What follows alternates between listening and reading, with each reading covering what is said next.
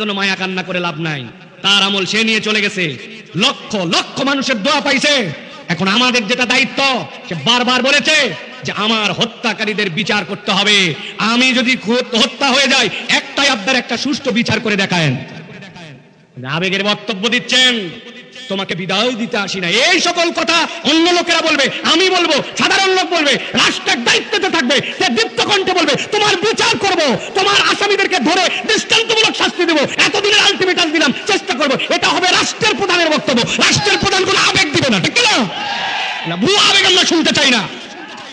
আবেগ মোটিভেশন দেওয়ার বহুত লোক আছে, ওরা পাড়া মহল্লার লোকের কথা বলবে। আপনারা বিচার করে দেখান হিম্মত থাকলে, আসামি নিয়ে এসে দেখান কোথায় আছে, দেখান। একদল কোথা থেকে বলতেছে দেশের থেকে বাইরে চলে গেছে, কিন্তু আল্লাহর বান্দা 32 বছর বয়স পাইল, কি করছে? ইসলামের পক্ষে ছিল, শানিত যুক্তিতে ইনসাফের পক্ষে কথা বলতো, বাংলাদেশকে ভালোবাসতো, আল্লাহ রাসূলকে উপরে তুলতো, ইমানের পক্ষে ছিল, এলজিবিটিকিউ সমকামিতার বিপক্ষে কথা বলেছে, সেই ইনসাফের পক্ষে কথা বলেছে। আল্লাহর বান্দাকে আল্লাহ কবুল করছে, ঠিক না?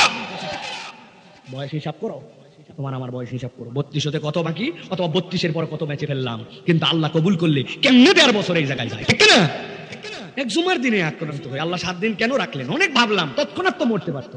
ইয়াংরা চিনতো, অনেক মুরব্বীরা চিনতো না। আল্লাহ 7 দিনে সব মুরব্বী পর্যন্ত পৌঁছাইতে থাকে। হাই হাই, এই ছেলে বলে কি রে, এই ছেলে বলে কি রে, যা বলে তাই তো আগুন, যা বলে তাই তো বারুদ, ঠিক না? প্রিয় ভাইরা, আপনারা শপথ নেন আল্লাহ রাব্বুল আলামিনের জন্য ডেডিকেটেড হওয়া, কোরআনের জন্য ডেডিকেটেড হওয়া। হাদির আবেগ বিক্রি করলে হবে না। আমরা এই বক্তব্য দিয়ে আপনাদের কাছে কেবলমাত্র একটা আবেগ সৃষ্টি করবো, এটার কোনো লাভ নাই। হাদিকে অ্যানালাইসিস করেন, 3টা জিনিস তার সাথে ছিল। শহীদি তামান্না, এটা হৃদয় থেকে না আসলে হয় না। জীবন আল্লাহর জন্য দিয়ে দিব, এটা কথায় কথায় বলা এত সোজা না। 2 নম্বর যুক্তিগুলা দেখেন, শানিত যুক্তি, চুখার মেধা, তার প্রয়োগ। আপনি আজগুবি একটা কথা বলবেন, খালি হই হই করবেন আর গরম মারবেন, এই দিন নাই। আপনার যুক্তির পিঠে অকাট্যতা এবং আপনার দালিলিক ভিত্তি থাকা লাগবে, ঠিক না? 3 নম্বরে ইনসাফ, মানসিকতা। আল্লাহ বলেছেন ইন্নাল্লাহা ইয়ামুরুকুম বিল আদলি ওয়াল ইহসান। আল্লাহই দায়িত্ব দিয়েছেন তোমাকে আদালতের পক্ষে থাকতে হবে। You will be the last person, তুমি হবে পৃথিবীর শেষ ব্যক্তি। দুনিয়া একদিক হতে পারে, আমি কখনো ইনসাফ থেকে ফিরবো না, আদালতের বিপক্ষে যাব না, আমার থেকে ন্যায় আনুগতা বিদায় নেবে না। এইটাই হবে আগামীর শপথ, ঠিক না? তরুণ রাজি আছো? রাজি আছো? আল্লাহ কবুল করবেন, আল্লাহুম্মা আমিন। আমরা ওসমানের জন্য দোয়া করবো ইনশাআল্লাহ। তাহলে 1 নম্বরে ঈমান এবং নেক আমল, মনে থাকবে তো? 2 নম্বরে আল্লাহর কাছে যদি ক্ষমা পেতে চাই, আল্লাহ বলছে ক্ষমা পাওয়ার জন্য উপায় হচ্ছে আল্লাহর কাছে ক্ষমা চাওয়া লাগবে। মনোযোগ দেন, ঠান্ডা মাথায়। এই জায়গায় দিলের বুঝ নেওয়ার মতো কথা আছে। আল্লাহ কোরআনে বলছেন তোমাদের মধ্যে থেকে কেউ যদি ভুল করে ফেলে, আও ইয়াজলিম নাফসাহু, অন্তরের উপরে যদি জুলুম করে ফেলে, সুম্মা ইয়াস্তাগফিরিল্লাহ, এরপরে আল্লাহর কাছে ক্ষমা চায়, ইয়াজিদিল্লাহ গফুরুর রহিমা, আল্লাহ বলছেন সে আল্লাহকে গফুর পাবে, রহিম পাবে। তার মানে মানুষ ভুল করবে, মানুষ অন্তরের প্রতি জুলুম করবে। আল্লাহ বলছেন এই যে ইয়াজলিম নাফসাহু, এইটা যদি বান্দা বুঝে ফেলে, তাহলে সে আল্লাহর কাছে ফেরত আসতে বাধ্য। সুবহানাল্লাহ। পৃথিবীর আল্লাহর সৃষ্টি 3 ধরনের। কয় ধরন? একটা ক্ষণস্থায়ী, একটা দীর্ঘস্থায়ী, আর একটা চিরস্থায়ী। বলেন তো প্রথমটা কি বলছি? মুরগি আপনার সামনেই হলো, একটু বড় হওয়ার পরে মা বলছে মেহমান আছে ধর, আপনি জবাই করে দিলেন, হলো আপনার সামনে, জবাই করলেন আপনি। তাহলে সৃষ্টি আল্লাহর কিন্তু ক্ষণস্থায়ী। আপনি দেখছেন পেঁপে গাছটা বাড়িতে পেঁপে দেওয়ার পরে মরে গেল, কলা হওয়ার পরে ওই কলা কেটে দিয়ে ভিতরের ঘুঙুর বাইর করে পর্যন্ত খাইয়ে ফেললাম, হলো আমার সামনে, চলেও গেল আমার সামনে, ক্ষণস্থায়ী, ঠিক না? এরপরে 2 নম্বরটা বলছি দীর্ঘস্থায়ী। ওই আসমান আল্লাহ সৃষ্টি করছেন, কবে করছেন জানি না, শেষ হবে কিনা। ওয়াশিফাউন লিমা ফিস সুদুরি ওয়া হুদাও ওয়া রাহমাহ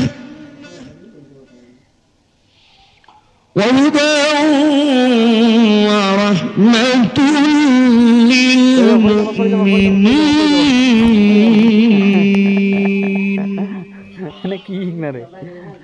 وقال الله سبحانه وتعالى إن الله وملائكته يصلون على النبي يا أيها الذين آمنوا صلوا عليه وسلموا تسليما اللهم صل على محمد وعلى آل محمد كما صليت على إبراهيم وعلى آل إبراهيم إنك حميد مجيد اللهم بارك على محمد وعلى آل محمد كما باركت على إبراهيم وعلى آل إبراهيم إنك حميد مجيد الحمد لله আল্লাহ রাব্বুল আলামিনের কাছে শুকরগুজার হচ্ছি যে আল্লাহ রাব্বুল আলামিন আমাদেরকে সৈয়দুল আইয়াম জুমার দিনে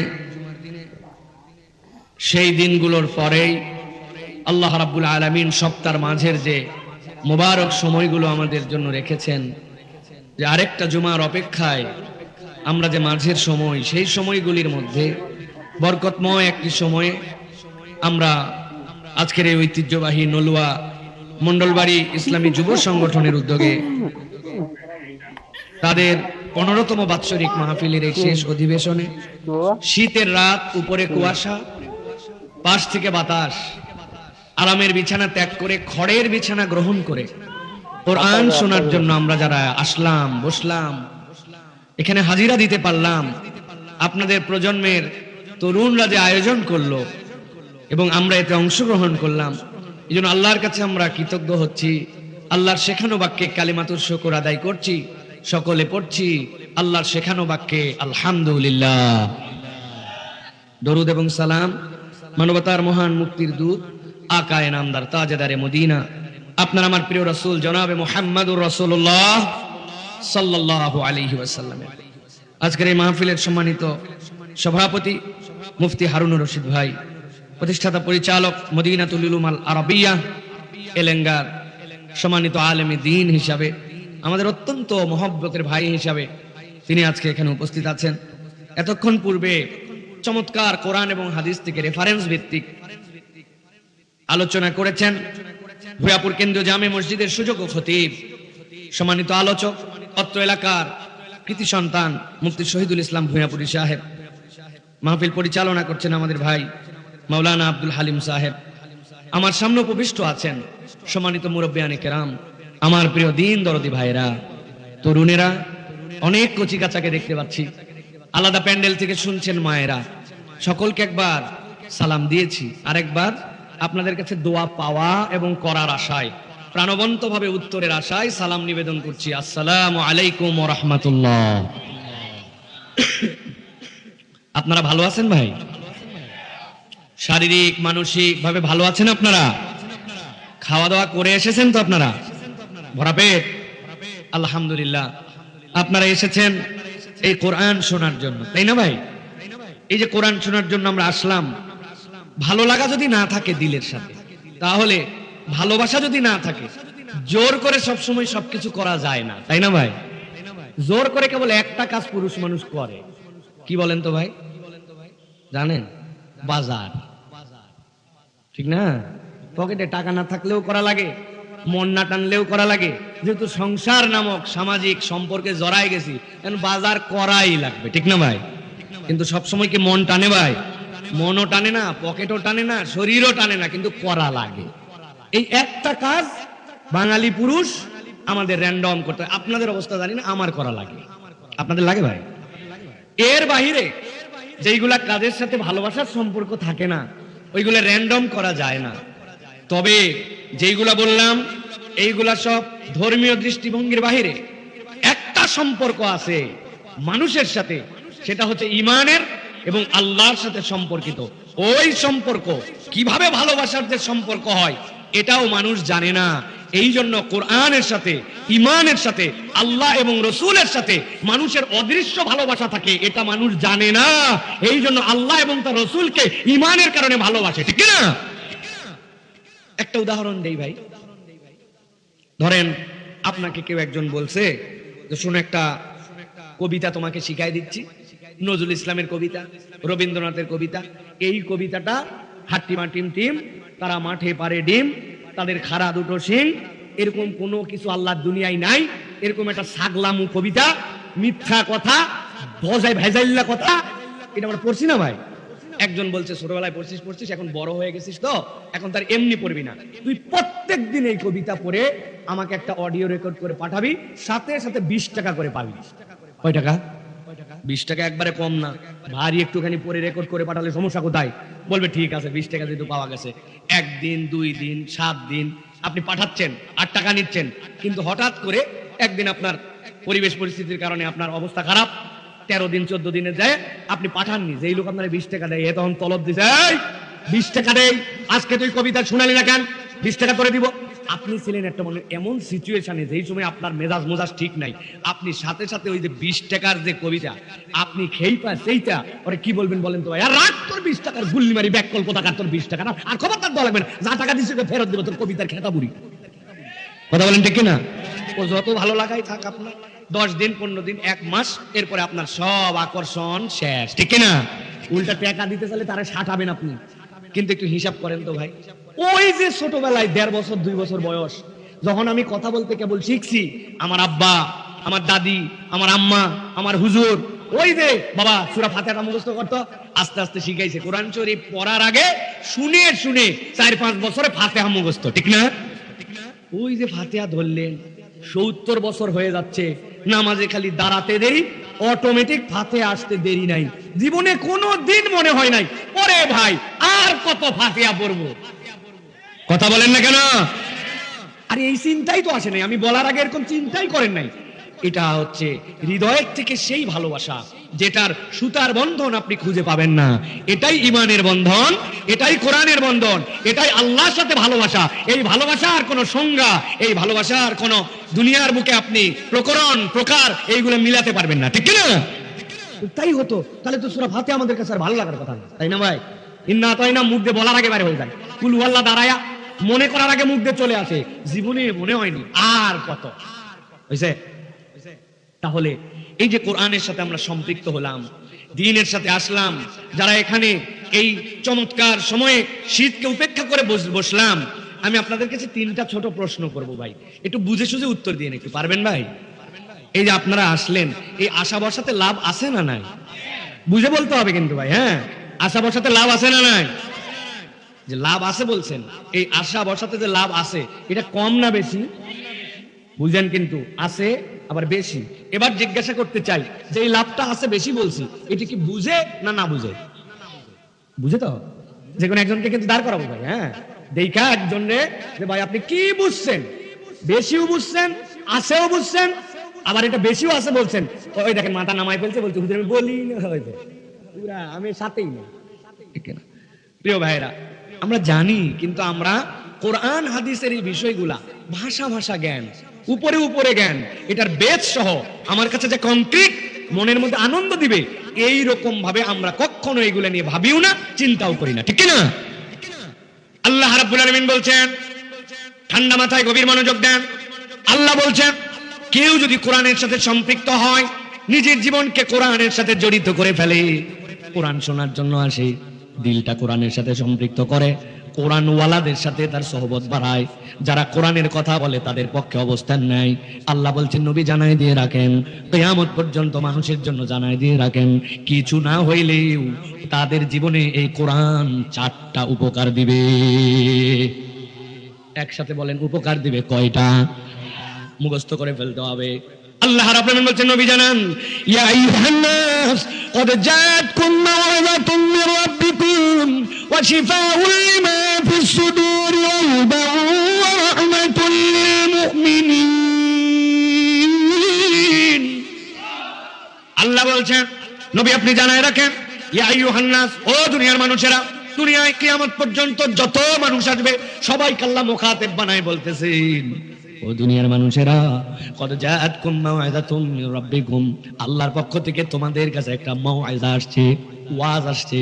আল্লাহর পক্ষ থেকে এই মাউইযা মানে উপদেশ, আল্লাহর পক্ষ থেকে তার মানে তোমাদের কাছে একটা কোরআন আসছে। আল্লাহ কোরআনকে ওয়াজ বলেছেন, মাউইযা বলেছেন। আমি আপনাদের বোঝানোর জন্য বলি, এই কোরআনটা হচ্ছে মাউইযা মানে আল্লাহর পক্ষ থেকে তোমাদের জন্য প্রেসক্রিপশন এসেছে। সুবহানাল্লাহ বলেন। এখানে যদি কেউ থাকেন এরকম হাত তুলবেন, আমাকে বোঝার জন্য সহজ হবে। হুজুর আমার অসুখ হয়েছিল, ডাক্তারও দেখাইছি, কিন্তু হাতুড়ে ডাক্তার নয়, মুখে মুখে ঔষধ ডিসপেন্সারি থেকে কিনি নাই, এমন একটা ডাক্তার যার কাছে গিয়েছিলাম যিনি আমাকে একটা প্রেসক্রিপশনের মধ্যে ঔষধ লিখে দিয়েছিলেন, আমি ওই প্রেসক্রিপশন দেখে দেখে বুঝে বুঝে ঔষধ খাইছিলাম। এরকম ডাক্তার জীবনে কেউ যদি একবার দেখায় থাকেন হাত তোলেন। প্রেসক্রিপশন দিয়ে ওষুধ খাইছেন আছেন না? আরে বহুত আছে, প্রেসক্রিপশন লিখে দিয়েছে, খাইছেন না ডাক্তার ওষুধ?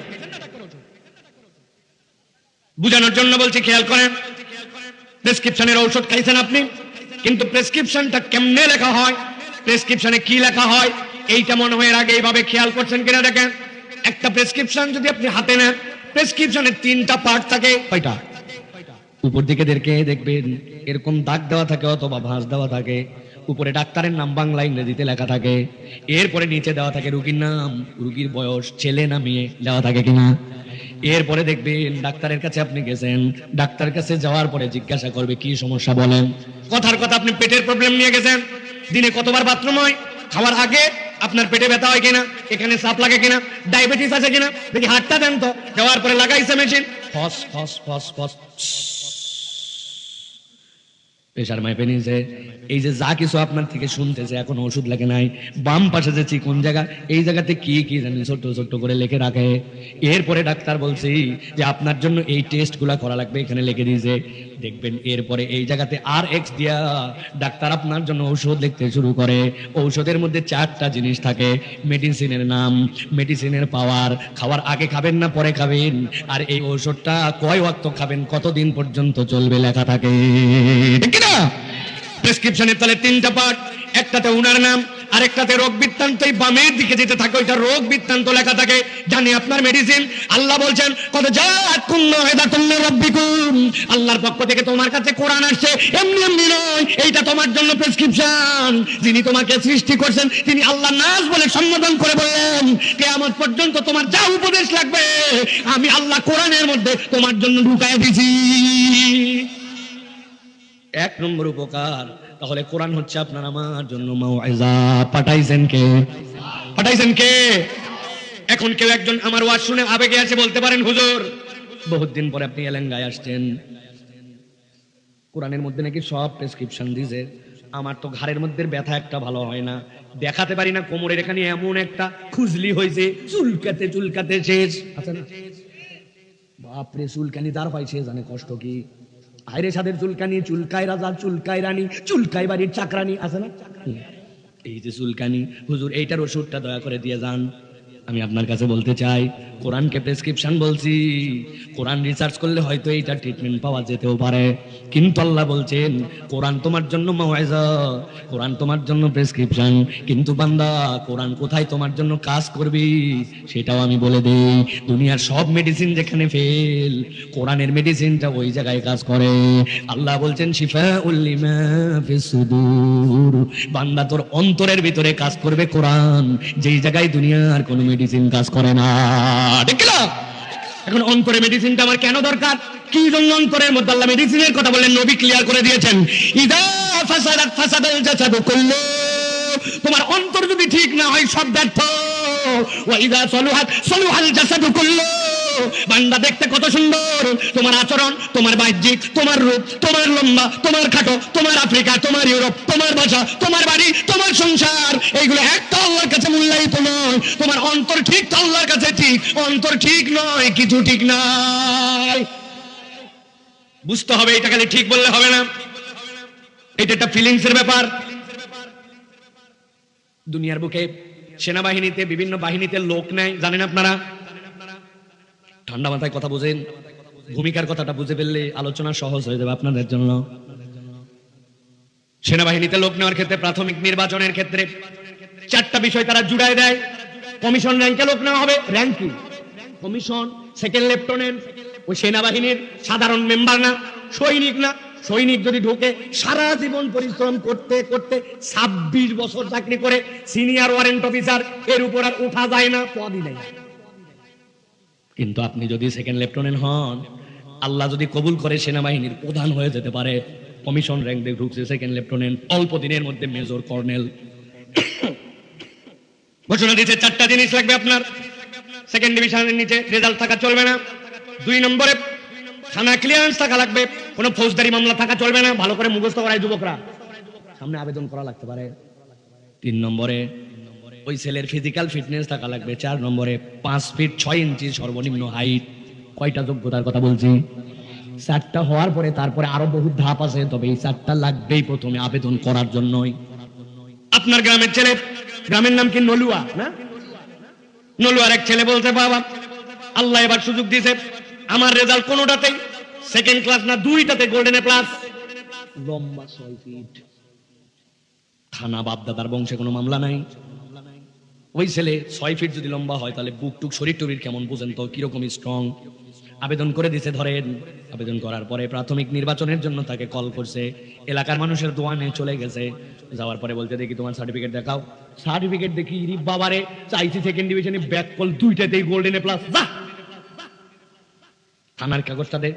থানার কাগজ দেখে বলছে থানা ক্লিয়ারেন্স, কোনো দিনের বাপদাদার বংশে কোনো মামলা নাই, ক্লিয়ার। 3 নম্বরে ওই দেখো, এই বাঁশের থেকে ওই বাঁশ পর্যন্ত দড়ি টানানো আছে, 5 ফিট 6 ইঞ্চি, মাপ দে তো। মাপ দিতে যায়, দেখে নাকের জায়গায় দড়ি বাইতে যায়, 6 ফিট লম্বা। বলছি তুই নিচ দিয়ে যা, এত লম্বা। এবার বলছি খালিগা হও, খালিগা এবার শারীরিক একটুখানি তোমার ফিটনেস টেস্ট করা হবে। ওই ছেলে খালিগা হয়েছি, হওয়ার পরে সামনের দিকে 2টা হাত বলছে সোজা করো। যেই সামনে 2টা হাত সোজা করো বলছি, ডান হাত টন টন সোজা, কিন্তু বাম হাতের 4 আঙ্গুল একটুখানি বাঁকা, হালকা একটুখানি।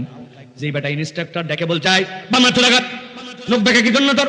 বলছে, স্যার দুঃখ নিয়েন না, কষ্ট নিয়েন না, আপনাকে বলা হয় নাই আমার সব ঠিক আছে, কিন্তু জন্মের থেকে এই 4টা আঙ্গুলের মাথা অল্প একটুখানি বেঁকা, এইটা আরের চেয়ে বেশি সোজা হয় না।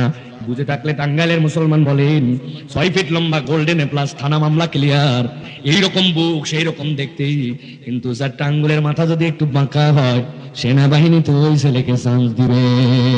বালিশ দিয়ে দেই না, এই স্বেচ্ছাসেবকরা একটা করে বালিশ আনো বাবা, আমাদের মুরব্বীদের সাথে আমরা একটু শুয়ে শুয়ে কথা কই। ওই ছেলেকে কি সেনাবাহিনীতে চান্স দেবে? আমার আল্লাহ রাব্বুল আলামিন বলছেন, তোমার জন্য কোরআন মাউইযা, তবে কোরআন তোমার জন্য শিফাউল লিমা ফিস সুদূর। কেমনে জানো না কি বাংলা? তোমার টাকা কম হতে পারে, তুমি বাংলা ভালো বলতে পারো, আরেকজন ইংরেজি, তোমার হয়তো চেহারাটা অত ভালো কি ভালো না, তুমি লম্বা না বাটু, আল্লাহর কাছে কিচ্ছু যায় আসে না। আল্লাহ বলছেন, এই কোরআন যে অন্তরে তুমি যদি ফিটনেস সার্টিফিকেট দিতে পারো, দুনিয়ার কোনোটাই তোমাকে জান্নাত ঠেকাবে না। আর তোমার সাথে কোরআনের যদি রুহানিয়াতের অন্তরের সম্পর্ক না থাকে, দুনিয়ার ট্রিলিয়নিয়ার হলেও জান্নাতের দেখা পাবে না। আমার কথা নয়, আল্লাহ বলছেন, ইয়াউমা লা ইয়ানফাউ মালু ওয়ালা বানুন ইল্লা মান আতাল্লাহা বিকলবিন সালিম। তোমার সম্পদ দিয়ে কি করবা, টাকা দিয়ে কি করবা, সন্তান দিয়ে কি করবা, প্রভাব দিয়ে কি করবা, কাজ করবে না। কোরআনের সাথে সম্পৃক্ত হওয়া লাগবে, যেমন তেমন মজলিসে বসেন নাই। 3 নম্বরে আল্লাহ বলছেন, এই কোরআন তোমার জন্য হুদা। হুদা মানে হচ্ছে পথ প্রদর্শন, হুদা মানে হচ্ছে গাইডেন্স, হুদা মানে হচ্ছে আপনার জন্য এমন একটা ইনস্টল করে দেওয়া আলো, যেটা আপনাকে কখনো পথভ্রষ্ট করবে না। আমি উদাহরণ দিয়ে বোঝানোর জন্য বলি, আপনারা যে এই যে রাস্তা মূলটাতে ওঠার পরে আপনি যখন ওই যমুনা সেতু পর্যন্ত যাবেন, যাওয়ার সময় দেখবেন রাস্তার মধ্যে কতগুলা চিহ্ন লাগানো থাকে। যদি দেখে থাকেন দেখবেন এরকম 3 কোণা করে সাইনবোর্ড দেওয়া আছে, সামনে স্পিড ব্রেকার, সামনে বাজার, বামে মোড়, ডানে চিকন রাস্তা, আছে কিনা? আপনি রাত্রিবেলা মোটরসাইকেল নিয়ে যাচ্ছেন, হেডলাইট পরা মাত্র জল জল করে জ্বলে ওঠে, ঠিক কিনা? কি মনে হয় দিনের বেলার ভিতরে চার্জ দেয়? চার্জ দেয়, ওর ভিতরে রাত্রের বেলা বাতি জ্বলায় না? ওইটা একটা রিফ্লেক্টর স্টিকার, ওইটার উপরে ধর্মই হচ্ছে আলো পড়লে জ্বলবে, ঠিক কিনা? একদম সিম্পলি বুঝে ফেলে, কোরআন যদি কেউ মাউইযা হিসেবে নাই, কোরআন যদি কেউ তার হৃদয়ের মধ্যে একবার ঢুকায় নাই, ওইটার প্রতি তার আবেগ, ওইটার প্রতি ভালোবাসা, ওইটার প্রতি চর্চা, যা আল্লাহ আল্লাহ যা হালাল করেছেন তা মানে, হারাম করেছেন সেখান থেকে ফেরত আসার চেষ্টা করে। আল্লাহ বলছেন, এই কোরআন এমন হুদা হবে, কাউকে গাইড করা লাগবে না, কোন জায়গায় যে থেমে যাবে, কোন পর্যন্ত যেতে পারে, কোনটা তার জন্য জান্নাতের রাস্তা। আল্লাহ কোরআনে নিজে বলেছেন, এই তাকওয়ার কারণে আল্লাহ রাব্বুল আলামিন এই কোরআনকে তার জন্য কষ্টি পাথর বানায় দিবেন। সুবহানাল্লাহ। যেখানে জ্বলা লাগবে ও জ্বলে উঠবে, আপনাকে গাইড করতে হবে না, আপনাকে কোরআন গাইড করবে। সুবহানাল্লাহ বলবেন না? আল্লাহ বলছেন, এই নিয়ামত আমি কোরআনুল কারীমের মধ্যে তোমার জন্য দিয়েছি। 4 নম্বরে আল্লাহ বলছেন ইয়া আইয়ুহান নাস, ওই তিনটার সাথে মাওয়াইজা, ওইটার সাথে শিফা, ওইটার সাথে হুদা, কিন্তু আল্লাহ বলছেন একটা স্পেশাল আছে, ওইটা ইমানদারের জন্য রাহমাতুল লিল মুমিনিন। এই কোরআন হচ্ছে ইমানদারের জন্য রহমত। কেমন রহমত জানো নাকি? আল্লাহর সাথে কথা বলা তো দূরের কথা, ঝগড়া করা তো আরো দূরের কথা, আল্লাহর সামনে মাথা তুলবে কোনো পয়গম্বরের পর্যন্ত ক্ষমতা হবে না। আমার নবী প্রথম সিজদায় পড়বেন, এরপরে আল্লাহ বলবেন ইরফা রাসাকা ইয়া হাবিবি, আপনি মাথা তোলেন। আল্লাহ নবী এরপরে এমন একটা শাফাত করবেন, হিন্দু, বৌদ্ধ, খ্রিস্টান, মুসলিম, অমুসলিম সকলে সেই শাফাতের কল্যাণ পেয়ে যাবে। প্রথম শাফাত আল্লাহর কাছে বলবেন আল্লাহ আপনি বিচারটা শুরু করেন। এটাই হচ্ছে আম শাফাত, সকলে আল্লাহ নবীর দ্বারাই রহমত পেয়ে যাবে। কিন্তু আল্লাহ রাব্বুল আলামিন বলছেন এই কোরআন হচ্ছে ইমানদারদের জন্য রহমত। কেমন রহমত জানো?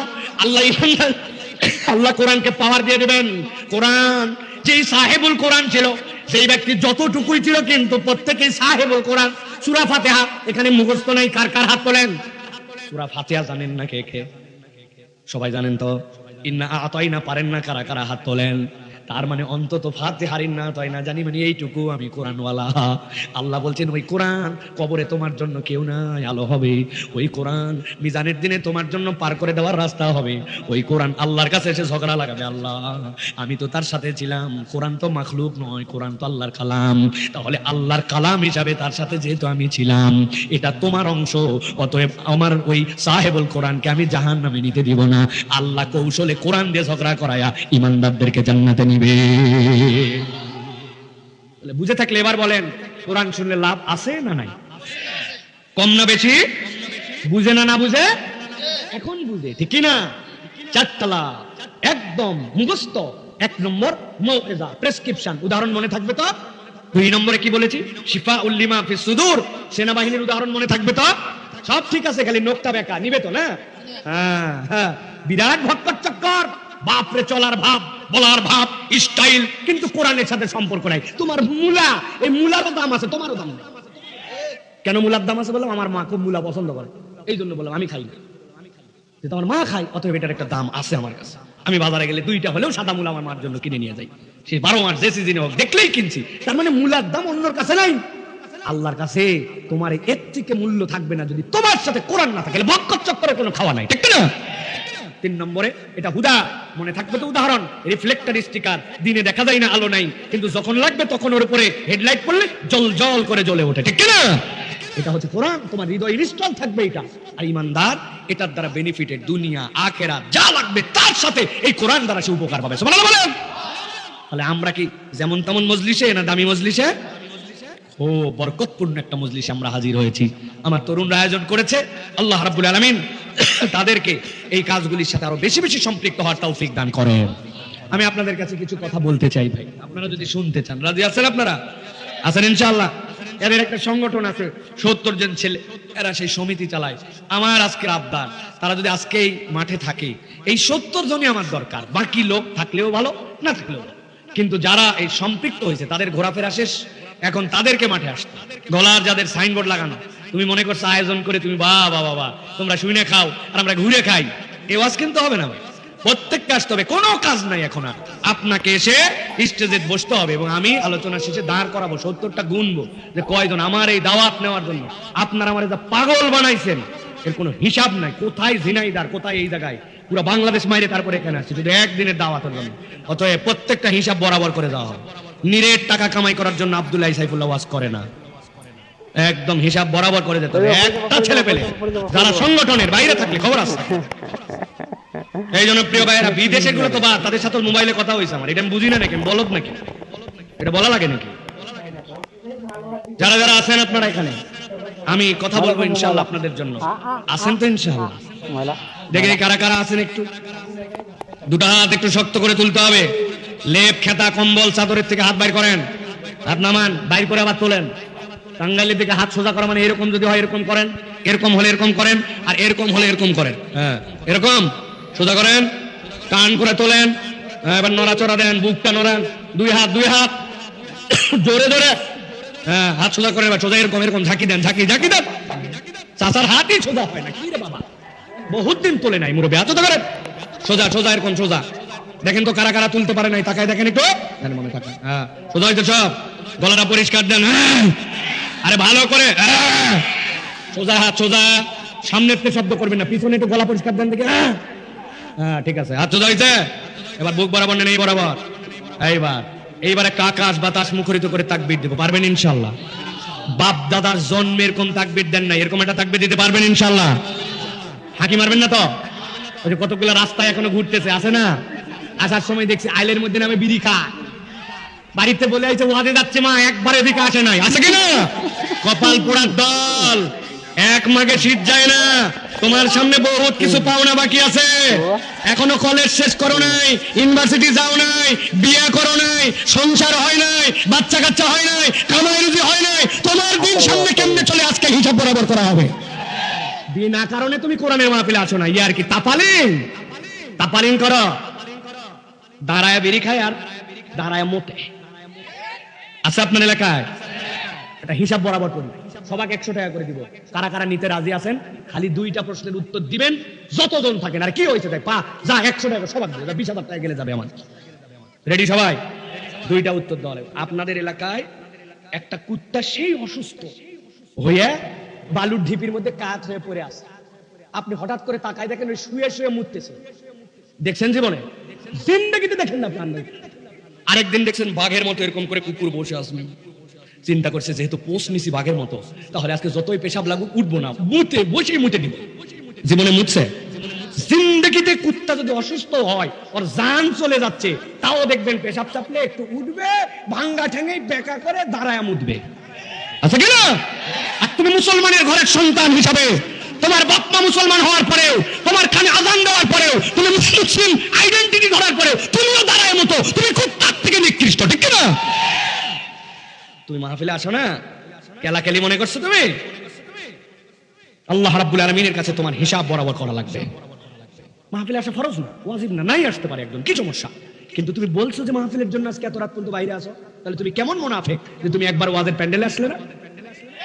হুজুর দূরে দূরে মাইক আছে, সমস্যা কোথায়? মোবাইলের মধ্যে তো ইউটিউবে আমার ওয়াজ আছে, তোর মাইক দেওয়া লাগবে কেন? তুই বাড়িতে যাই শোন। তোমার যুক্তি বহু আগে এগুলা ক্লাস পার করে আসছে, যুক্তি দিয়ে ঠেকানো বিরাট ঠেলা আছে, বিরাট ঠেলা আছে, এগুলা পার করছি আমরা আল্লাহর দয়ায়। ওই নাস্তিকদের যুক্তি আর ইসলাম বিদ্বেষীদের যুক্তি তো শেষ। আরে ক্যাম্পাসে আমারে ঠেকাইছে, যখন আমি ডিবেট করতাম, জাহাঙ্গীরনগর বিশ্ববিদ্যালয়কে হারাইছি, ইসলামী বিশ্ববিদ্যালয়ের ইতিহাসে প্রথম কোন পাবলিক বিশ্ব জাহাঙ্গীরনগরকে হারায়া হইচই ফেলছে এই পিচ্চি হুজুর। হায় হায়, এইটার কাছে জাহাঙ্গীরনগর হেরে গেল। এসে বলছে তুই না ওয়াজ করিস, সুবহানাল্লাহ আলহামদুলিল্লাহ বললে আসমান জমিন ভরে যায়, ভরে না? ওই জন্যই তার সুবহানাল্লাহ বলি না। হ্যাঁ কই বলে ফেলাইছে, 2বার বইরা গেছে, জায়গা নাই। যুক্তি ঠিক আছে না? সাংঘাতিক কথা তো। আমি বললাম তোর ঘরে আলো কত পাওয়া? কয় আমার ঘরে 100 ওয়াটের আলো। ঘরের আলোর অবস্থা কি? আরে ভরপুর আলো, ছোট ঘর, 100 ওয়াট মানে কি? হ্যালো শোন, যেহেতু ঘর তোর আলোয় ভরপুর, তাহলে এর মধ্যে জানি কখনো কোনো মোবাইল, অন্য কোনো লাইট কিছু জ্বলাইস না, কেননা ভরা ঘর 100 পাওয়ারের আলো দিয়া বাকি আলো জ্বলালে ঘর দাম করে ভাঙে যাবে কিন্তু। হ্যাঁ পাগলা, ঘর ভাঙবে কিছু না। আমি বললাম যে তোমার ঘর ভাঙবে না কেন? আলো বাড়লে আলো বাড়বে, ঘর ভাঙবে কেন? আমি বললাম আমার সোয়াব ও নূর, ওইটা ভালো। একবার বলো আসমান জমিন ভরে, পাওয়ার তোমার 0 ওয়াট 1 ওয়াট, ওইটা যত বলবে পাওয়ার বাড়বে। তুমি বেকল তোমার ঘরেরটা বুঝো, আর আমার আল্লাহ তার আসমান জমিনের হিসাব বোঝে না, তাই না? হ্যাঁ যুক্তি নিয়ে আসছো তুমি, ভণ্ডামি করো। ওয়াজ মাহফিলের সময় ঘোরাফেরা, বিড়ি খায়, আসে না, সময় নাই, সব বুঝ জ্বালছে। কি বুঝ জ্বালছে আমরা জানি না। ফরজ গোসলের মাসলা জানে না। গোসলের ফরজ কয়টা? চিন্তা করছে, যে শার্ট প্যান্ট পরছে আর যে হাতে মোবাইল, ঠকে গেলে তো বিপদ। 3টা বলেই ফেলছে যে 3টা ঠাইসা ধরছেন, কি কি বল? চিন্তা করছে হায় হায় 3টা যেহেতু মিলছে, বাকিটাও আছে, ওই জানা আছে না বলা লাগবে। বলতেছে বদনা লুঙ্গি গামছা। হাসলেন আপনি, হয়তো বদনা লুঙ্গি গামছা বলে না, কিন্তু ফরজটাই জানে না, গোসলের তারতিবে সুন্নাত জানে না। গোসল যদি না করতে পারে তায়াম্মুম করতে হবে কেমনে জানে না। আর যদি ওই মাটিতে তায়াম্মুম করা লাগবে, ও ধুলা গিলে খাওয়ার মতো করে অভিনয় করে, এগুলো ভিডিও দেখছি আমরা। প্রিয় ভাইরা, দিন জানার জন্য পরিবেশ আসেন, আমরা দিনের জন্য কিছু কথা শোনার জন্য চেষ্টা করি। রাজি আছেন তো ইনশাআল্লাহ? বেশি ভূমিকা হয়ে গেল, এত ভূমিকা দিতে চাইছিলাম না, সংক্ষিপ্ত কিছু কথা বলবো প্রিয় ভাইরা। তবে তার আগে আপনাদের কাছে ছোট্ট একটা আবদার আছে, 60 সেকেন্ডে। রাগ করবেন না তো? রাগ করবেন না তো? আমার ছেলেরা উদ্যোগ নিয়েছে, আপনারা সকলেই কম বেশি কন্ট্রিবিউট করেছেন। ওরা আমার কাছে বলছে, হুজুর তারপরে একটু যদি আমাদের ভাইরা সকলে মিলে একটু যদি 200-400-500 টাকা করে, 100-200 টাকা, যার সামর্থ্য নেই 2 টাকা করে, যার সামর্থ্য আছে 5 টাকা করে আমাদেরকে যদি একটু শরিক হতো, তাহলে আমাদের প্যান্ডেলের খরচ, লাইটের খরচ, পোস্টারিং এর খরচ, এগুলো আমরা একটু এগিয়ে যেতাম। আমরা একটু করতে পারবো ভাই? 50, 100, 200 টাকা, 1000 টাকা নিব না, আপনি তো জোর করে 1000 টাকা, কোনো দরকার নাই, কিন্তু একবারে ছোট নোটটাও দিন, একটা স্বাভাবিক একটা নোট। সবাই একটু পকেটে হাত দেন তো ভাই, বের করে ফেলেন তো, আমার ছেলেরা আপনাদের কাছে যাবে, একটু শরিক করেন, একটু প্রিয় ভাইরা, মুরব্বীরা, তরুণরা, যুবকরা, সবাই শরিক হয় আমরা ইনশাআল্লাহ, সবাই একটু পকেটে হাত দেন, যাও তাড়াতাড়ি যাও বাবা, সবাই যাও। আল্লাহ রাব্বুল আলামিন সকলের দানগুলোকে কবুল করে নিয়ে নেন তো, চটচট করে নিয়ে নেন, কেউ মাহরুম করবেন না। যার কাছে নাই বাচ্চাদেরকে 10 টাকা দেন, যে বাবা নাও 10 টাকা নাও, তোমরাও শরীক হও, দেখেন খুশি হয়ে যাবে ওরা, ওদেরকে দিয়ে দান করান, আল্লাহ তৌফিক দান করুন। মুরব্বীরা একটু বগলে হাত দেন, বাবা টাকা গন্ধ হয়ে গেছে, বাবা বহুদিন এই জায়গায় থাকতে অবস্থা খারাপ, বাইর করেন বাবা, একটু কি যে অবস্থা দেখেন, পুরাতন হয়ে গেছে নোট, বাইর করেন, 100 টাকা 200 টাকা বাইর করেন, আল্লাহ কবুল করবে ইনশাআল্লাহ। আল্লাহ সকলকে দেওয়ার তৌফিক দান করো আল্লাহ, সকলের মনগুলো একটু নরম করে দাও আল্লাহ, একটা বড় নোট দেওয়ার মতো আল্লাহ সামর্থ্য দিয়ে দাও। চট করে কথা বলবেন, এত কথা কি, লোক কয়জন? হ্যাঁ, কয়জন লোক অজমিতে কথা বলে? চলেন আমরা কোরআনুল কারীমের মধ্যে ঢুকবো এবং কোরআন থেকে কিছু কথা শুনবো ইনশাআল্লাহ। সকলের কাছে যান, কেউ কথা বলেন না, চটচট করে নি, এত লোক লাগে নাকি এই জায়গায়? কয় লোক? আল্লাহ আমাদের সকলকে কোরআনুল কারীম থেকে কিছু কথা শোনার তৌফিক দান করেন, বলেন আল্লাহুম্মা। চলেন বিতাড়িত শয়তান থেকে আশ্রয় প্রার্থনা করে, কারো কাছে বাদ গেলে আপনি নিজেই ডেকে বলে দিয়েন যে ভাই আমার টাকাটা নাও, আপনি দিয়ে দেন, আপনি আশপাশে জড়ো করেন, করে দিয়ে দেন ভাই। চলেন আমরা বিতাড়িত শয়তান থেকে আশ্রয় প্রার্থনা করে আমরা কোরআনুল কারীমের মধ্যে প্রবেশ করব। একটা জবানও বন্ধ রাখবেন না, সকলে আমার সাথে সমস্বরে বিতাড়িত শয়তান থেকে আশ্রয় প্রার্থনার নিয়ত করে আমরা কোরআনে প্রবেশ করি। সকলে পড়েন, আউযু বিল্লাহি মিনাশ শাইতানির রাজীম, বিসমিল্লাহির রাহমানির রাহিম, ইন্নাল মুত্তাকিনা ফি জান্নাতিন ওয়া উয়ুন, ادخلوها بسلام آمنين ونزعنا ما في صدورهم من غل إخوانا على سرر متقابلين।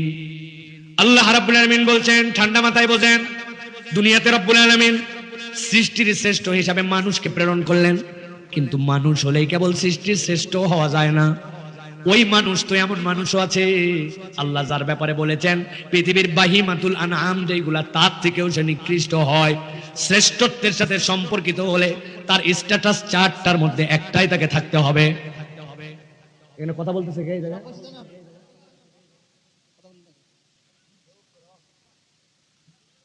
ভালো করে খেয়াল করেন, কোন একটা ইমানদার যখন ইনসান থেকে ঈমান আনে, আল্লাহ রাব্বুল আলামিন তার স্ট্যাটাসটা ঘোষণা করেন, গ্রেড 1-এ উন্নীত হয়েছে আমার বান্দা মুসলিম। কিন্তু আল্লাহ বলতে চান তুমি এই জায়গাতেই থাকলে হবে না, তোমার স্তরটা এমন জায়গায় নিয়ে যেতে হবে, ঈমান বিল গায়ব লাগবে তোমার সাথে, বুঝলেও আল্লাহ মানি, না বুঝলেও আল্লাহ মানে, আমি আল্লাহর কাছে সমর্পিত হয়ে গেছি।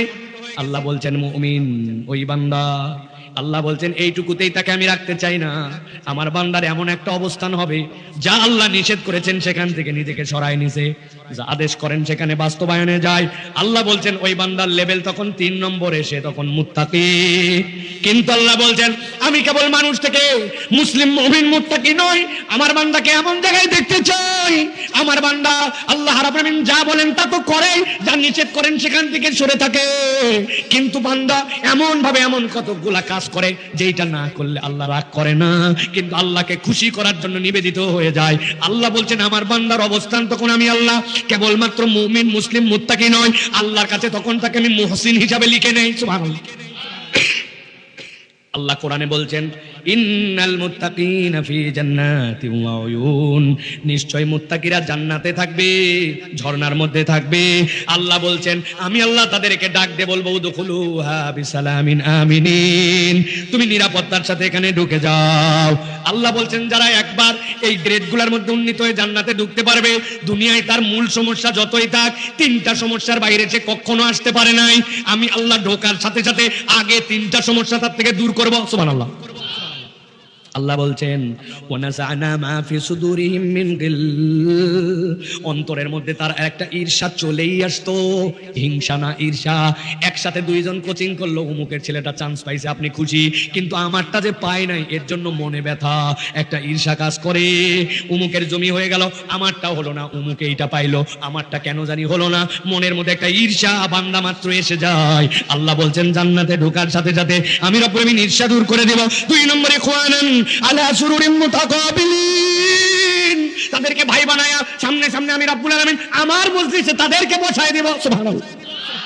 3 নম্বর আল্লাহ বলছেন লা ইয়ামাসুহুম ফিহা নাসাবুন, দুনিয়ায় যত ভালো বক্তাই হোক শুনতে শুনতে বিরক্ত আছে, যত ভালো খাবারই হোক খাইতে খাইতে ওটার প্রতি এক সময় অতিষ্ঠতা চলে আসে, যত এনার্জি থাকুক এক সময় তার মধ্যে ক্লান্তি আসে। আল্লাহ বলছেন জান্নাতে ঢোকার সাথে সাথে লা ইয়ামাসুহুম ফিহা নাসাবুন ওয়া মা হুম মিনহা বিমুখরিজিন।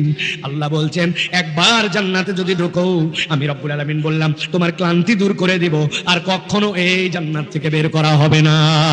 সুবহানাল্লাহ। এখন বলেন তো জান্নাতের অনেক বর্ণনা আছে, কিন্তু আল্লাহ এমন 3টা অফার দিলেন, আমার ক্লান্তি নাই, আমার মনের মধ্যে ঈর্ষা নাই, যে আনন্দ পাইছি সেইটার কোনোদিন শেষ নাই। আল্লাহ বলছেন ওই জান্নাতে তোমাদের ঢুকতে চাওয়ার মতো আশা আছে না নাই? আশা তো আছে, কিন্তু আল্লাহ বলছেন যেই বান্দারা জান্নাতে যাওয়ার আশা করে ওইখানে তো অপবিত্র বান্দা তো জান্নাতে যেতে পারবে না। আশা তো করে বসে আছি, নিজের দিকে তাকালে কি মনে হয় যাওয়ার মতো আমল আখলাক আমাদের আছে? আল্লাহ বলছেন নবী এই কথা শোনার পরে আপনার একটা উম্মত, আমার একটা বান্দা যেন ঘাবড়ায় না যায়। নব্বি ইবাদি আন্নি আনাল গফুরুর রহিম, বান্দা তোরে জাহান্নামে নেওয়ার জন্য আমি বানাই নাই, ওরে খবর দেন তোর রব হচ্ছে ক্ষমাশীল, তোর রব হচ্ছে দয়াবান, তার কাছে তুই ক্ষমা চা, দয়া চা, আল্লাহ তোরে মাফ করে জান্নাতে ঢুকাবে। সুবহানাল্লাহ। আল্লাহ অন্য আয়াতে বলছেন আফালা ইয়াতুবুনা ইলাল্লাহ, তুমি কি আল্লাহর দিকে ফেরত আসবে না? ওয়াস্তাগফিরুনাহু, তার কাছে কি তুমি তওবা করবে না? আল্লাহু গফুরুর রহিম, যদি তুমি তওবা করো আর ফেরত আসো তোমার রবকে তুমি ক্ষমাশীল পাবা, তোমার রবকে তুমি রাহিম পাবা। সুবহানাল্লাহ। আল্লাহ অন্য আয়াতে বলছেন কুলিয়া ইবাদিয়াল্লাযীনা আসরাফু আলা আনফুসিহিম, যারা তার অন্তরের উপরে বাড়াবাড়ি করে ফেলেছো, লা তাকনাতু মির রাহমাতিল্লাহ, আল্লাহর রহমত থেকে কখনো নিরাশ হইস না বান্দা, মনে করিস না হবে না, আর আমার দ্বারা সম্ভব নয়, আমি শেষ হয়ে গেছি, মনে করিস না। লা তাকনাতু মির রাহমাতিল্লাহ ইন্নাল্লাহা ইয়াগফিরুয যুনুবা জামিআ, তোর যত গুনাহ যিনি সব ক্ষমা করতে পারেন তিনিই গফফার। সুবহানাল্লাহ। আল্লাহ রাব্বুল আমিন বলছেন ওয়া আনিবু ইলা রাব্বিকুম ওয়া আসলিমু লাহু, আল্লাহর সাথে দিলটা লেপটায় ফেল, যত যা হইছে হইছে, কিন্তু কানেকশনটা ডিসকানেক্ট করিস না। আনিবু, লেগে যা, আল্লাহর সাথে সম্পর্ক রাখ। ওয়া আসলিমু, আল্লাহর কাছে মাথা নত করে, আল্লাহ যা করছিলাম আমি এখন কুরবানি হওয়ার জন্য রেডি। ওয়া তাল্লাহু লিল জাবিন, শুয়ে পড়ছি আল্লাহ আমি। মিন ক্বাবলি আন ইয়াতিয়াকুমুল আযাব সুম্মা লা তুনসারুন, তোমার আযাব চলে আসার আগে আল্লাহর কাছে সারেন্ডার করে দাও। পৃথিবীর মুফাসসিররা ব্যাখ্যা করছেন এই আযাব কোনটা? এই আযাব এমন আযাব যখন তোমার মৃত্যুর ফেরেশতা ডেকে ফেলছো, তোমার গড়গড়ি উঠে গেছে, আর তওবা কবুল করা হবে না, ওই বান্দা তখনই বুঝে ফেলবে তার যাওয়ার জায়গা কোথায়। এই জন্য আল্লাহ বলছেন মৃত্যুর আগে একবার ফেরত আয়, আল্লাহর সাথে সম্পর্ক জুড়ায় দে, আমি রব্বুল আমিন তোকে মাফ করার জন্য রেডি। সুবহানাল্লাহ। প্রিয় ভাইরা, আমাদের আজকের আলোচ্য বিষয় জান্নাতে যেতে চাই, আর জান্নাতে যদি যেতে চাই তাহলে আল্লাহ রাব্বুল আলামিনের কাছ থেকে ক্ষমা নিয়ে জান্নাতে যাওয়া হবে, ঠিক না? এই কথায় কোনো ভেজাল আছে ভাই? ভেজাল আছে? মানে আমার জান্নাতে যেতে চাই কিন্তু আমার আমলনামা ভর্তি গুনাহ, আল্লাহর কাছ থেকে ক্ষমা নিব, জান্নাতে যাব, ঠিক না? এটা তো বুঝতে ঠিক, কিন্তু প্রিয় ভাইরা দুঃখজনক বিষয় হচ্ছে আল্লাহর কাছে যে আমরা ক্ষমা নিব, ক্ষমা লাভের উপায় কি ভাই? যদি আমরা বলি সাধারণের কাছে ভাই ক্ষমা লাভের উপায় কি, এক একজন এক একটা বলবো, কিন্তু আমরা বেসিক্যালি কোরআন এবং সুন্নাহ অনুযায়ী অথেন্টিক ভাবে জানি না যে ক্ষমা লাভের আল্লাহ এবং রাসূল ঘোষিত সর্বনিম্ন উপায় কয়টা। জানি ভাই? সবাই জানি না। আজকে আমরা মূলত উপরে উল্লেখিত আয়াতের আলোকে বলতে চাই ক্ষমা লাভের জন্য কোরআন এবং সুন্নাহ অনুযায়ী সর্বনিম্ন, যার নিচে আর নাই, উপায় হচ্ছে 5টা। কয়টা? একসাথে বলতে হবে। সর্বনিম্ন উপায় কয়টা? বাম হাতটা, বাম হাত দিয়ে থাইয়ের উপরে রাখবেন, এই থাইয়ের উপরে বাম হাত, আর ডান হাতটা এরকম করে রেডি করবেন, আমি যখন বলবো ওই সেনাবাহিনী যেরকম সালাম বললে একসাথে মারে ওই রকম করে হাত তুলে দেখাতে হবে। বাম হাত এই জায়গায়, ডান হাত টান করে তুলে আবার ঢুকাবেন, একটা হাত যেন নিচে না থাকে। বলেন তো ক্ষমা লাভের সর্বনিম্ন উপায় কয়টা? চাচা আপনার কি সমস্যা? ওই যে চাদর গায়ে দিয়ে হেলান দিয়ে আছেন ডান হাতের উপরে, হাত নামান, আবার একসাথে সব হাত তুলবেন। ক্ষমা লাভের সর্বনিম্ন উপায় কয়টা? শেষ সুযোগ দিলাম, যারা ফাঁকি মারছেন হাত নামান, এইরকম করে টান করে তুলবেন এরকম। ক্ষমা লাভের সর্বনিম্ন উপায় কয়টা? হ্যাঁ, কষ্ট একটু করেন, হাও ফাও কষ্ট আমি করাচ্ছি না, আমিও কষ্ট করে কথা বলবো। কারণ আপনার গত বছর যে ওয়াজ হয়েছে ওই বক্তা আপনাদের কাছে কি বলে গিয়েছিলেন যদি জিজ্ঞাসা করা হয়, আল্লাহর কোনো বান্দা এখানে বলতে পারবে না, কারণ সব মাঠে রেখে গেছি আমরা, বাড়িতে নিয়ে গেছি কান্দা। আগামীকালকেও একই ঘটনা, চায়ের দোকানে যে বলবে বক্তান ছিল ফাটাফাট। একজন বলছে আমি তো টাঙ্গাইলে আটকে গেছিলাম, ভাই কি ফাটালো? বলছে তা বলতে পারবো না, কিন্তু ফাটাছে আছে না। অথচ আমি একটা গজল জানি না, কিচ্ছু জানি না, আপনাদের কাছে কি ফাটালাম আমি? আমার ফাটানো নাই, কিন্তু আজকে জোরাত আলীর সম্পর্ক এই ওয়াজ আগামীকালকের থেকে আপনাকে করতে হবে। রেডি ইনশাআল্লাহ? কোন কোন মুরব্বী জানি ঘুমাচ্ছিল, তাদের জন্য একবার কানের গোড়া দিয়ে একবার 5টা এরকম করে বলে দিবেন একবার। রেডি সবাই? তাহলে চাঙ্গা হয়ে উঠে যায়, হ্যাঁ কিয়ামত হয়ে গেছে রমজানের মনে। তাহলে ক্ষমা লাভের সর্বনিম্ন উপায় কয়টা? কয়টা? মুরব্বীর দিকে কান দেন, মুখের বরাবর কয়টা? চলেন এটা শুনবো, আমল করার নিয়ত করব, বাড়িতে যাব ইনশাআল্লাহ। রেডি সবাই?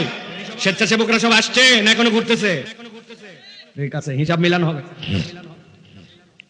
1 নম্বরে, কেউ যদি আল্লাহর কাছে ক্ষমা পেতে চায়, তার জীবনে প্রথম যেটা লাগবে সেটা হচ্ছে ঈমান এবং নেক আমল। আল্লাহ বলছেন, নবী বলেন, সূরা ফাতহের মধ্যে আছে, কোরআনের 48 নম্বর সূরা 29 নম্বর আয়াত আল্লাহ বলছেন, ওয়াদাল্লাহুল লাযীনা আমানু ওয়া আমিলুস সলিহাত মিনহুম মাগফিরাতাও ওয়া আজরান আযীমা। আল্লাহ বলছেন, নবী আমি আপনার উম্মতের জন্য আমি নিজেই আল্লাহ হিসাবে তাদের কাছে ওয়াদা করলাম। আমার আল্লাহর ওয়াদা করা লাগে, যিনি ওয়াদার স্রষ্টা তার ওয়াদা করা লাগে না। দুনিয়ার মানুষ ভক্কর চক্কর ওয়াদা করে, আল্লাহ এটা বোঝানোর জন্য বলছেন তোমরা ওয়াদা করো, আল্লাহ ওয়াদা করেন। আল্লাহর ওয়াদার একটা পার্থক্য আছে। আপনি বাড়ি থেকে যাওয়ার সময় বাচ্চার কাছে ওয়াদা করে গেছেন, বাবা বাজার করে আসার সময় তোমার জন্য ললিপপ আনবো, বাজারের ঠেলায় ললিপপ আনার কথা ভুলে যায় বাপেরা, হয় কিনা?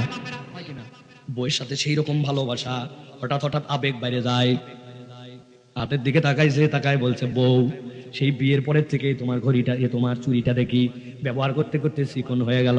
আল্লাহ দিলে এবার ধান ভালো হয়েছে, ধান উঠলে তোমাকে নিয়ে চলে যাবো লেঙ্গা, যাওয়ার পরে স্বর্ণকারের দোকানে এটা দিয়ে ভাঙবো, আধা ভরির মতো সোনা দিব, দিয়ে এই চুরি আর চিকন আমার দেখতে মনে হয় না, তোমার চুরিটা এবার মোটা বানান লাগবে। এইটা বলার পরে আবেগের সম্পর্ক শেষ। হঠাৎ করে খবর পাইছে উনি 22 ক্যারেট সোনার ভরি 2,15,000। এরপরের থেকে বইয়ের চুরির দিকে আর তাকাই না। আসেনি ভাই? আমার আল্লাহ রাব্বুল বলছেন, আল্লাহ তোমার সাথে এরকম কোন ভক্কর চক্র ওয়াদা করেন না। ওয়াদাল্লাহুল লাযীনা আমানু, আল্লাহ বলছেন আল্লাহ ওয়াদা করতেছেন তাদের সাথে যারা ঈমান আনে। আর আল্লাহ বলছেন ওই ঈমান নিয়ে বসে থাকে না, ওই ঈমানের সাথে ওয়া আমিলুস সলিহাত, নেক কাজ করে। আল্লাহ বলছেন আমি আল্লাহ ঘোষণা দিলাম, মিনহুম মাগফিরাতাও ওয়া আজরান আযীমা। আমি আল্লাহ বলে দিলাম তাদের সাথে আল্লাহর ক্ষমা জড়িত হয়ে গেল, ঈমানের সাথে নেক আমল যুক্ত হলো, আল্লাহ তাকে ক্ষমা করে দিলেন। সুবহানাল্লাহ বলেন। আজরান আযীমা, মুফাসসিররা ব্যাখ্যা করছেন আজরান আযীমা একটাই, আল্লাহ ওই বান্দাকে জান্নাতে তার দিদার দিয়ে দিবেন। এখন আমরা মনে করছি সহজ তো ব্যাপার হুজুর, ঈমানও আছে নেক আমলও আছে। এখানে যারা আমরা আল্লাহর কাছে বুক ফুলাই এইটুকু তো বলতে পারি আমরা ঈমানদার, ঠিক না? কিন্তু নেক আমল আছে কিনা আমাদের সাথে? আসেনি? আছে হুজুর, আছে। আছে কি কি আছে বলেন? নামাজ পড়ি, রোজা রাখি, হজ যদি ফরজ হয় করব, যাকাতও দেই, নামাজ রোজা হজ যাকাত এগুলো আমাদের নেক আমল, ঠিক না? এত আওয়াজ দিয়ে ঠিক বলেন না ভাই, আগে একটু হিসাব বরাবর করেন। আমি আপনার কাছে বলতে চাই নামাজ রোজা হজ যাকাত এইগুলা নেক আমল নয়। কি সাংঘাতিক কথা! নামাজ রোজা হজ যাকাত নেক আমল না, নেক আমল আবার কোনটা? মুরব্বীরা উত্তর দিবেন না। একটা উদাহরণ দেই, আপনারা এখন বুঝবেন। শুধু তরুণ আর যুবকরা বলো, তোমাদের এলাকায় কোনো প্রাইমারি স্কুল, হাই স্কুল আছে? আছে? 4টা প্রশ্ন এবার দেখো তো মিলে কিনা আমাদের এলাকার স্কুলের সাথে। ওই স্কুল যদি প্রাইমারি বা হাই স্কুল হয়, তার একটা ঢোকার সময় আছে, তার একটা স্কুলের ড্রেস আছে, ওই স্কুলের পরীক্ষা দেওয়ার পরে ওই স্কুলের পাস মার্ক আছে।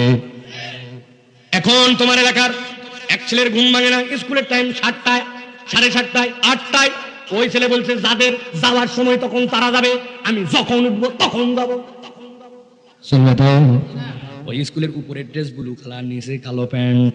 ওই বলছে যার বাপ মা ফকির তারা ওটা পরাবে, আমার বাপ বিদেশে থাকে, আমার সাদা আছে, কালো আছে, পাঞ্জাবি আছে, ফতুয়া আছে, টি শার্ট আছে, জ্যাকেট আছে, এক এক দিন এক একটা পরে যাবো। হবে হবে। ওই ছেলে পরীক্ষাতে 20 পাইছে 100-র মধ্যে, বলছে ওটাই আমার পাস মার্ক, লিলে না লিলে না লে। চলবে? আপনি এইটুকু যদি বুঝে থাকেন, এবার আপনারে বুঝাই, ইসলাম যদি একটা স্কুল হয়, আল্লাহর দেওয়া পদ্ধতি হয়, নবী বলছেন বুনিয়াল ইসলাম আলা খামসিন, ইসলামের একটা বেজ আছে, ইসলামের একটা ভিত্তি আছে, ইসলামের একটা মৌলিক রকম আছে। তুমি যদি মুসলিম পরিচয় দাও, তোমার সালাত আদায় করা লাগবে, স্কুলের টাইম আছে, আল্লাহ তোমার টাইম বলে দিয়েছেন। তুমি যদি মুসলিম হও, তোমার যদি রোজা ফরজ হয়, রোজা রাখা লাগবে, তোমারও ড্রেস আছে, আল্লাহরও সিস্টেম আছে। তোমার যদি সম্পদ হয়, যাকাত দেওয়া লাগবে, হজ ফরজ হলে হজ করা লাগবে। এইটা তোমার জন্য 33 পাস মার্ক, এর নিচে গেলে তোমার পাস মার্ক নাই। তাহলে যেই কাজ করলে কেবল নাম টিকে থাকে, যেই কাজ করলে পাস মার্ক পাওয়া যায়, ওইটাই কি একমাত্র ভালো কাজ হতে পারে? তাহলে নামাজ রোজা হজ যাকাত ভালো কাজ, কিন্তু একমাত্র ভালো কাজ নয়। যদি হতো আল্লাহ তো বলেই দিতেন। এই জন্য আল্লাহ বলছেন আল্লাযীনা আমানু ওয়া আমিলুস সালিহাত, বান্দা ভালো কাজ বুঝো, ভালো কাজ বুঝো। এইটা না থাকলে তো তুমি তোমার পরিচয় দিতে পারবে না, ঠিক না? নবী বলছেন লিল মুমিন আলাল মুমিন সিত্তু খিসাল, একজন মুমিনের জন্য আরেকজন মুমিনের নিম্নে 6টা দায়িত্ব আছে। অসুস্থ হয়েছে চিনি না, এই জন্য যাইও না, না না না, তুমি তো একই স্কুলের ছাত্র, তুমি আল্লাহর বান্দা, সুযোগ থাকলে অসুস্থকে দেখতে যেতে হবে। সুযোগ পাইছো, জানাজায় চলে গেছো, রাস্তাটা একটুখানি ময়লা হয়ে গেছে, রাস্তাটা একটু তোমার দেখছো বিপজ্জনক, তুমি রাস্তার কষ্ট দূর করে দিছো, আলহামদুলিল্লাহ বলছে, উত্তর দিয়ে দিছো। আল্লাহ নবী বলছেন এইগুলা এমন কাজ যেইগুলা বান্দাকে তার আল্লাহর ক্ষমা ট্রাকের মধ্যে উঠায় দেয়, রাস্তার মধ্যে বান্দা উঠে যায়, ওই বান্দা নিজের আমল বাড়ানোর জন্য চেষ্টা শুরু করে দেয়। ওই বান্দা মসজিদে যাওয়ার পরে বসে যেতে পারে, এমনি বসে না, 2 রাকাত দুখুলুল মসজিদ পড়ে, 2 রাকাত তাহিয়াতুল মসজিদ পড়ে। ওই বান্দা যদি সুযোগ পায়, বুধবার দিন বন্ধুরা এক হয়েছে, আয় দোস্ত আয়, প্রত্যেকবার শুধু মাহফিল করলে হবে না, আমার এলাকার মসজিদ ইমাম সাহেব করে, মুয়াজ্জিন সাহেব করে, খাদেম সাহেব করে, এইবার আমরা সবাই মিলে মসজিদটা পরিষ্কার করে দেবো। অজুখানাটা শীতলা পড়ে গেছে, তোর বাড়ির থেকে আনবি ব্রাশ, আমার বাড়ির থেকে আনবো ঝাঁটা, তোর বাড়ির থেকে একটু পাউডার, আমরা ডলে ডলে মসজিদটা পরিষ্কার করে দিয়েছি। 5-7টা শীত পার হয়ে গেছে, মসজিদের কার্পেটটা ধোয়া হয় নাই, জায়নামাজটা মসমসা হয়ে গেছে, আমরা একটু পরিষ্কার করছি, ফ্যান গুলা সাফ করে দিয়েছি। কোন মানুষটা যেন বিপদে পড়ছিল, তার জন্য একটু আগায় গেছি। কোন চাচাটা যেন অসুস্থ, ডাক্তার দেখাবে সামর্থ্য নাই, চাইতেও পারে না, 10 জন মিলে একটু 100 টাকা তুলে ম্যানেজ করে দিয়েছি। আমি কল্যাণের দিকে কাজ করতে শুরু করেছি। আল্লাহ বলছেন বান্দা যখন ঈমানের সাথে এই কাজ শুরু করে, আল্লাহ বলছেন অটোমেটিক আল্লাহ তার জন্য মাগফিরাত লিখে দেয়। তোমার উপায় এইটা, আমি জানি না যেটা আমার কত বড় কন্ট্রিবিউশন, আমার জন্য আল্লাহর পক্ষে কাজ করা, দ্বীনের পক্ষে থাকা, কোরআনের পক্ষে থাকা, আল্লাহ আল্লাহ রাসূলের পক্ষে যারা, আমি তার পক্ষে থাকা, এটাও আপনার জন্য একটা ইবাদত, ঠিক না? ওসমানের কথা ভুলে গেলেন? গতকালকে চলে গেল ওসমান, কি করছে ভাই? কত লোক তো 100 বছর বাঁচলো, কত লোক 50 বছর রাজনীতি করে ফাটায় ফেললো, এমপি হলো, মন্ত্রী হলো, হেন কিছু হলো না, 3 বারের প্রধানমন্ত্রী, 5 বারের রাষ্ট্রপতি, এগুলা ডায়লগ শুনছি না আমরা। হবে, কিন্তু আমি কবে হবে জানি না, চন্দ্র সূর্য হইল কবে আমি জানি না, কিন্তু সৃষ্টি হয়েছে, কিন্তু এটা যে শেষ হবে, কাল্লাহিনিল মানফুস, এইটা যে তুলার মতো উড়বে, এইটাও সত্য, ঠিক কিনা? 3 নম্বরে একটা সৃষ্টি হচ্ছে চিরস্থায়ী সৃষ্টি, কি সেইটা? আল্লাহ বলছেন নবী আপনি জানায় রাখেন, আলমে আরওয়াতে ওদেরকে আমি ডাক দিয়েছিলাম, সৃষ্টি করার পরে সবগুলাকে একসাথে একটা পিপিলিকার হালত, ওই রকম হালত হাদিসের মধ্যে যেটা আসছে ওখানে ছিল, তাদেরকে বলেছিলাম আলাস্তু বিরাব্বিকুম ক্বালু বালা, তোমরা কি তোমার রবকে স্বীকার করো কিনা? সব রূহ বলেছিল হ্যাঁ আল্লাহ। আল্লাহ বলেন ওই রূহকে তোর মায়ের পেটে দিলাম, দুনিয়ায় সৃষ্টি করলাম, এরপরে আমি আল্লাহ মৃত্যু নামক যানবাহন নিয়ে আসলাম, এরপরে তোকে পরকালে নিয়ে গেলাম। রূহ কিন্তু ওই যে আল্লাহর কাছে স্বীকার করে আসছে, চলতেছে জার্নি, চলতে চলতে কবরে গেছি, হাসরে গেছে, মিজানে গেছে, বিচার ফায়সালা শেষ। আল্লাহ বলছেন খালিদিন ফিন ফিন্নার আও খালিদিনা ফিল জান্নাহ, জান্নাতে ঢুকবি অথবা জাহান্নাম।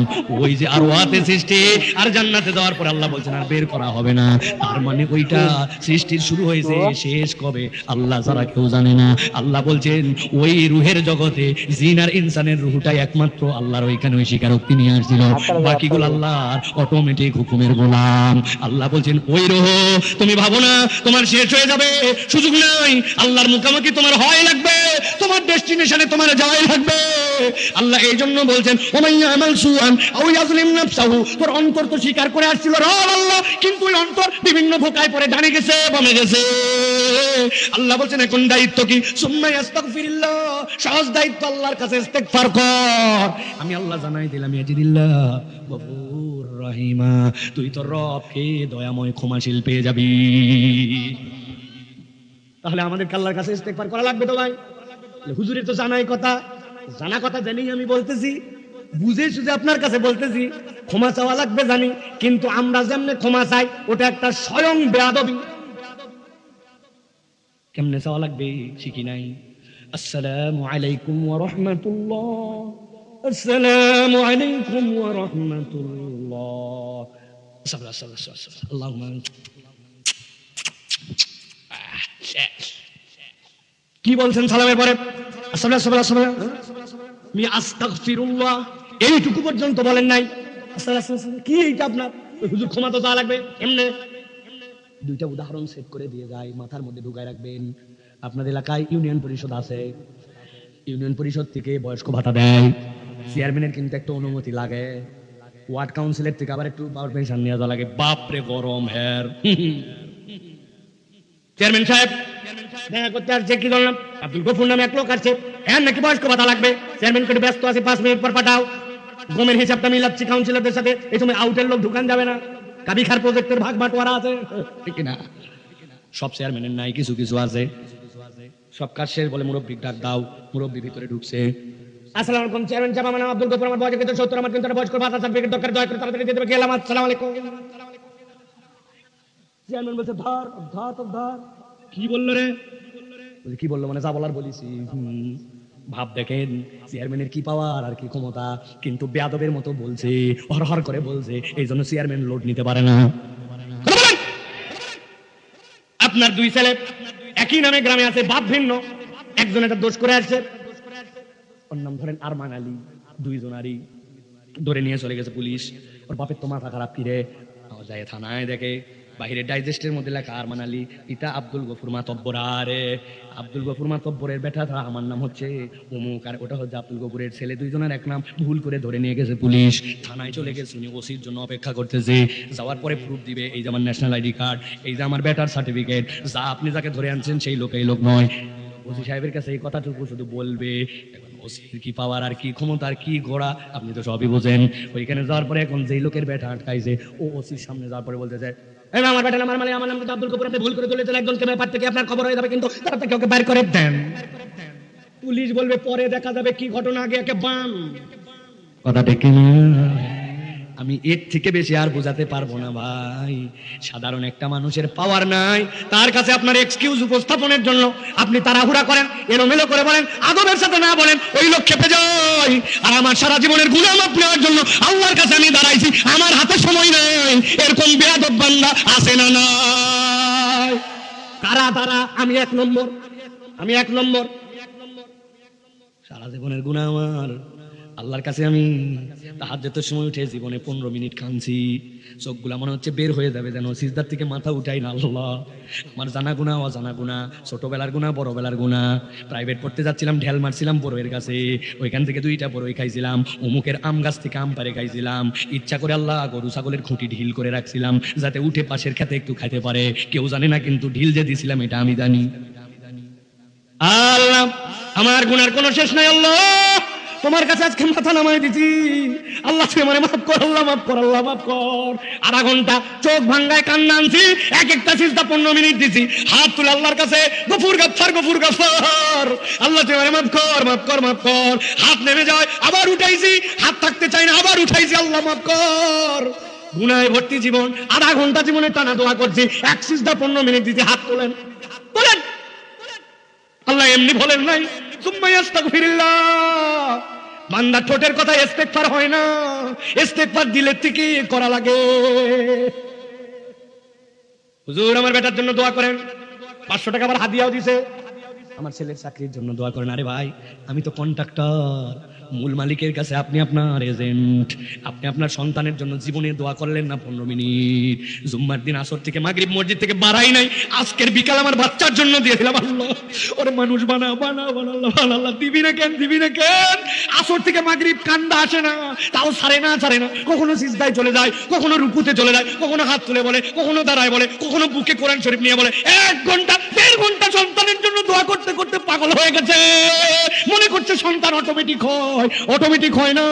বাপ মায়ের দোয়া লাগে, দোয়া লাগে, দোয়া লাগে। বলেন বাচ্চার দোষ, বাচ্চার দোষ। আপনি দোয়াই করেন না আপনার নাতির জন্য। আল্লাহ আমি চলে যাব দুনিয়া থেকে, আল্লাহ ওই ইমাম বুখারীর মতো আমার নাতিকে বানাও, ইমাম গাজ্জালি বানাও, ইমাম নববী বানাও, আমার ছেলেটাকে হাফেজ বানাও, আলেম বানাও। ইব্রাহিম আলাইহিস সালাম 4000 বছর আগে দোয়া করছে, রব্বানা ওয়াবাস ফীহিম রাসূলাম মিনহুম। নবী বলছে 4000 বছর পরে আল্লাহ ইসমাঈলের থেকে একটাই নবী দিয়েছে, আমি মুহাম্মদ সাল্লাল্লাহু আলাইহি ওয়াসাল্লাম, আমার দাদার দোয়ার ফসল। সুবহানাল্লাহ। জানেন না কবে বলবে, কিন্তু দোয়াই করি না।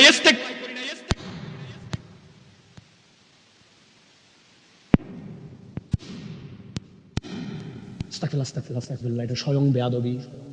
নবীজি 70 বারের উপরে ইস্তেগফার করলো, আর আমি মনে করলাম আমার গুনাহ খাতাই নাই বোধহয়, আমার হাতে টাইম নাই, I have not enough time. বাপরে, চায়ের দোকানে বসে মোবাইলের দিকে তাকায়া, ওই টিভির দিকে তাকায়, সময় তার শেষই হয় না, স্ক্রল করে করে করে। বল বেটা বল, জীবনে কোনোদিন শেষ পাইছিস এই ঘুটানি? তোমার নেট শেষ না হলে শেষ হয় না। শয়তান তোমার এই ঠেলতে লাগাই দিয়েছে, মুরব্বীকে পর্যন্ত লাগাই দিয়েছে, কিন্তু এই মুরব্বী একটু ইস্তিগফারের সময় পায় না। আল্লাহর কাছে হিসাব বরাবর। বিসমিল্লাহির রহমানির রহিম। আসসালামু আলাইকুম। দিন প্রচারের স্বার্থে চ্যানেলটি সাবস্ক্রাইব করুন। আল্লাহ হাফেজ।